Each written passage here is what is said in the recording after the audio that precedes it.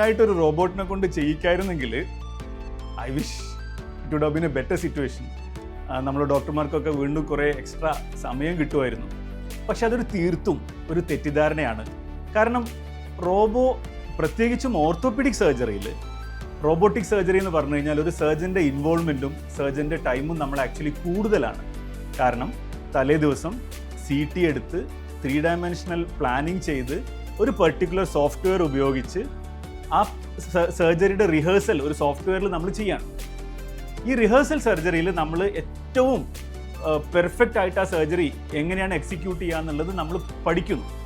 ഈ പഠിച്ച സംഗതി നമ്മളൊരു മനുഷ്യൻ്റെ കൈകൾക്ക് എത്തിപ്പിടിക്കാത്ത അത്ര ഒരു പ്രിസിഷൻ കിട്ടാൻ വേണ്ടി നമ്മളൊരു റോബോട്ടിൻ്റെ ആം ഉപയോഗിച്ച് സർജറി ചെയ്യാണ് ആക്ച്വലി ചെയ്യണേ.